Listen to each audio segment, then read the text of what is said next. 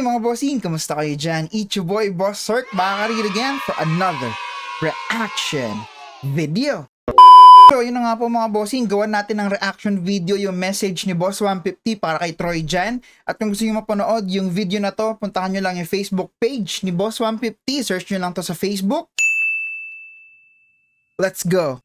Yo, what's up sa inyo guys? Nagbabalik na naman 150 and gusto ko na tapusin yung issue na naririnig-rinig ko na naman. May issue na naman. Ay, sus mo yung araw-araw. Hindi na natapos no? Pansin nyo, ako naligo dahil this past few days sobrang dami ko talagang inaasika, sobrang dami kong ginagawa. Hindi ko na rin talaga natututuhan minsan yung mga tao dito dahil sobrang dami ko talagang ginagawa. Pero anyways, sagutin ko yung mga tanong niyo guys kung bakit daw yung iniwan ni Troy dyan, yung kapatid ko sa gitna ng daan, na galing ata sila nun ng all day ata yun. Galing sila ng all day. Yung tas iniwan nila yun yung content natin kahapon guys, yung iniwan nila Troy dyan si Colleen no, sa gitna ng kawalan. Solid yun. Troy dyan yung kapatid ko sa gitna ng daan. Tapos sinabi daw na minura ni Troy dyan yung kapatid ko. Although napanood ko naman, unang-una ko naramdaman, alam naman na ni Troy yun. Alam ni Troy yun. And actually kasama ko si Troy dyan. Ayan, so siya muna yung una ko pagsasalitain. Tapos bago ako magsasalita. Tapos sasagutin ko na rin kung bakit hindi ko pinapalaya si Troy. Okay? So sagutin ko yan lahat dito guys. Talaga pasok dito Troy. Para matapos na yung mga kung ano nilang sinasabi. So yun, rektahan na tayo Troy. Yung nangyari yung gabi na yun, ikaw na lang magkwento sa kanila kung ano yung punishment na hinarap mo nung gabi na yun. Pinarusahan ako guys. Sige, lakasan mo boses mo para marinig ko. Pinarusahan ako guys. Pero hindi ko na lang linihan sa inyo guys. Tayo mo sabihin. Yung paano pinarusahan. Hindi ko na lang yung pinapod kay boss guys. Kasi naiya ako. Tsaka gusto ko lang. Naiya ka pala eh. Ba't ka... Sa mga pansin ko din, sa pamilya niyo Sob. Tsaka sa kay Colleen na din. Nabigla lang Bastos siguro ka kasi. ako ng emosyon. Pero ano lang guys, isa lang masasabi ko guys. Hindi ako papayag na matalo ni Jello nung ganun-ganun lang. Hindi ako papayag matalo ni Jello ng ganon-ganon lang. Abay, umaasa ka pa talaga. No, yun na. Yun lang Pagkatapos gusto ng ginawa mo dun sa sige. tao, Ha? Guys, muna ako. Sige. So, yan guys. umaasa ka pa talaga. Grounded sa akin si Troy dyan guys. Actually, 2 weeks siyang grounded sa akin ngayon. 2 weeks Pasok kulang niya yun, si Sob. is until 6 p.m. My God. Pero nakauwi siya dito, madalas 9 na ng gabi, 10 na ng gabi. Ang alam ko, 6 talaga yung uwian niya. Tapos nakauwi siya 9 ng gabi, 10 ng gabi. Ang lagi Sob, sinabi mo sa amin na grabe yung traumang inabot ng kapatid mo, di ba? Bakit 2 weeks lang yung binigay mong grounded? Ano ba yun, Sob? Minura niya yung kapatid mo. Tapos, iniwan niya, no? Iniwan niya sa kawalan. Okay lang sana kung si Colleen na yung pinagbayad niya, eh. Pero yung iniwan niya, tas minura pa niya. Ang sakit sa tenga nun, Sob. Oh my goodness. niyang sinasabi sa akin, project daw, may practice daw sila ng sayaw, practice daw ng choir, may mga ganun-ganun dahilan. So, syempre, as parents ni Troy, guardian ni Troy, na iniwala ako sa kanya, di ba? Dahil, sige, para sa pag-aaral niya. So, ginrounded ko rin siya doon sa mga ano na yon. So sabi ko, kung gusto niya mag-practice, kung gusto niya mag-ano, dito sa bahay. Hanggang alas 7 ka lang. Pag wala pa dito ng alas 7, 7:01, matulog ka sa labas. Sa labas ka matutulog ko ka. Umanap ka ng tutulugan mo. Okay? So yun yung naging punishment din sa akin ni Troy dyan. Yun nga, nag-vlog din ako noon. Masyado ka naman easy sa kanya, Sob. Ano ba yun? Disiplina. And I think kahit baka kapag napanood yung vlog na yun, yung ginawa ko kay Troy, baka magalit din kayo sa akin guys.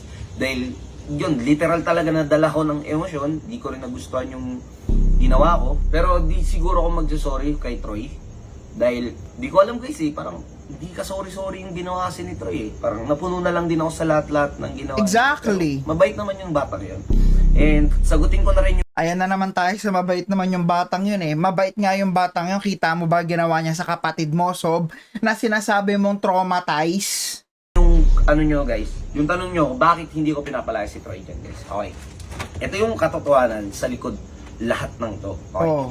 Ito na guys. Ito yung sasabihin ko na. Actually, ayoko nang sabihin to. Okay. Ayoko nang sabihin talaga to sa inyo. Pero, sige, para maliwanagan na kayo, para di na kayo paulit-ulit ng palayasin mo si Troy, palayasin mo si Troy, palayasin mo si Troy. Si Troy dyan guys, sa papel, is ampun ko siya. So, inampun ko si Troy dyan. Okay.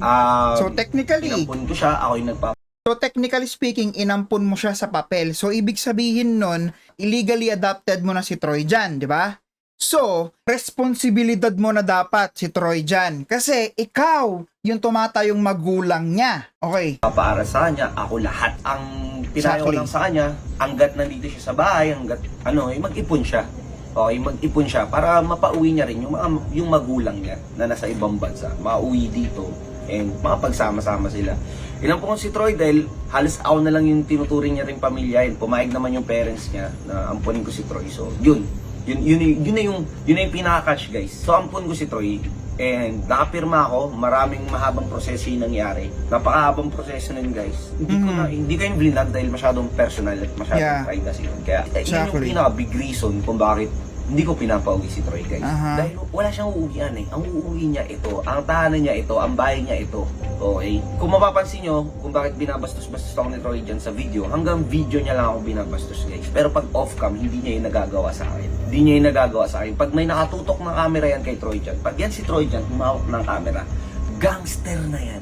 Like, wala Okay, sige, gangster ka na. Hindi ibig sabihin nun, pwede mo nang tarantaduhin, no, yung mga tao. Pakiramdam ko, para sa akin, kinakampihan mo pa si Troy dyan dito kaysa sa kapatid mo na sinasabi mong traumatized. na daw siyang My God. kinakatakutan. Gangster na yan.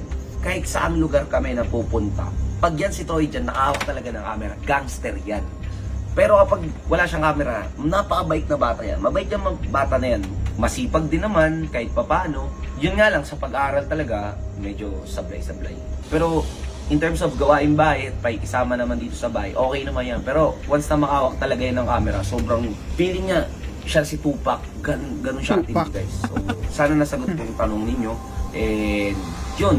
Kung may mga tanong pa kayo, guys, sasagutin ko ulit. Sasagutin ko lahat yan, okay? So, yun. Kung may nagugulang pa kayo, or what, sagutin natin yan dito. Pero yung sa kapatid ko, clear na yun. Pinarusahan ko si Troy dyan doon, off-cam. Hindi ko yun dililan, guys, dahil super tindi talaga. So, sana, guys, tigilan nyo na muna yung pambaba sa akin. At kung meron man, sasagutin ko ulit yan. Sumbo kayo kay Dharma. Okay.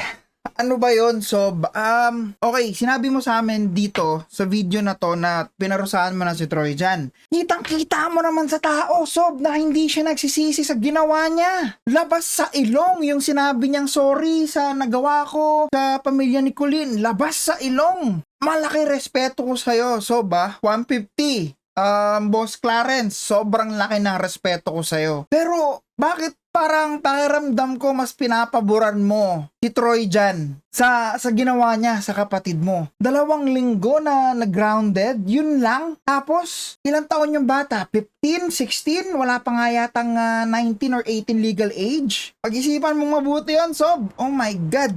So ano sa palagay nyo sa mga sinabi ni Boss 150? Agree ba kayo mga bossing? Kung agree kayo, pusuan nyo yung video natin. At kung hindi naman, bigyan nyo ng thumbs up. Turk TV out. Peace!